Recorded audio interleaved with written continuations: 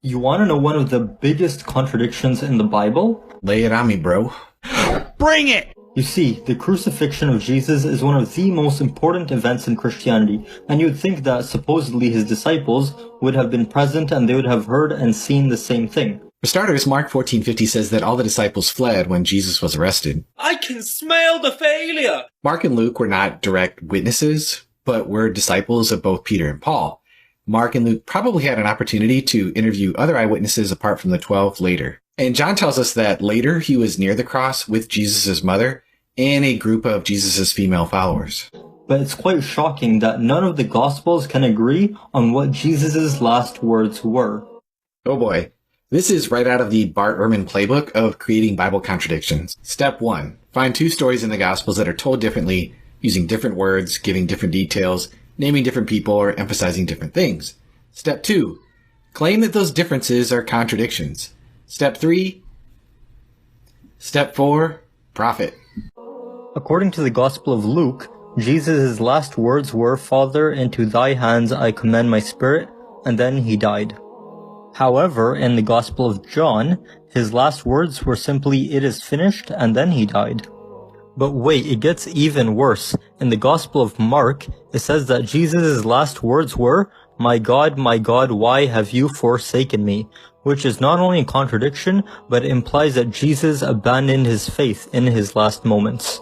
Imagine the final words of who they see as God, and yet they couldn't get that right. So imagine what other details they must have completely messed up.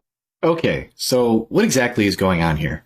For starters, Mark 15:34 never says that my God, why have you forsaken me was Jesus' last saying, because it says, and Jesus uttered a loud cry and breathed his last in Mark 15:37. Matthew gives us the same information.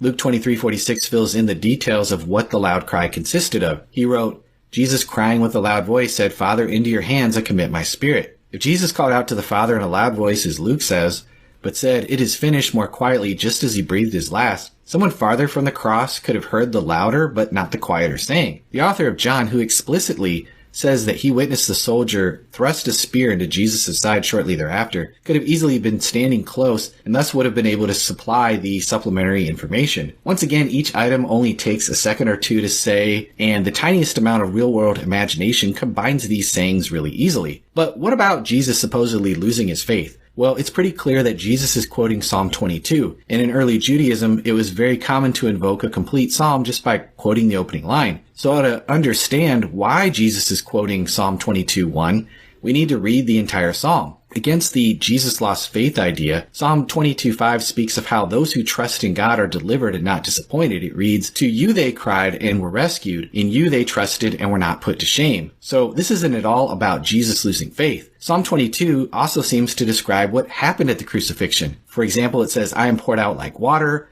This is certainly one way to describe someone bleeding out. All of my bones are out of joint. Well, in crucifixion, physicians tell us that one's full weight pulls down on their nailed wrists and both their shoulders and elbows dislocate. In this position, the victim's arms stretch to a minimum of 6 inches longer than their original length. It also says my strength is dried up, my tongue sticks to my jaws. Well, medical science tells us that with great blood loss, one becomes very thirsty. You lay me in the dust of death. All of these verses sound like somebody who's at death's door. Finally, Psalm 22 begins with the persecution and death of the king of Israel and ends with the pagan nations turning to God. At the end of the psalm, it says, all the ends of the earth shall remember and turn to the Lord, and all the families of the nations shall worship before you, for the kingship belongs to the Lord, and he rules over the nations. So Jesus here isn't losing faith at all. These passages just are not a problem. Before claiming to debunk the crucifixion, which is a fact that pretty much every historian affirms, Taoists need to do a little bit less tick-tocking and a little bit more critical thinking. Pump your brakes, kid.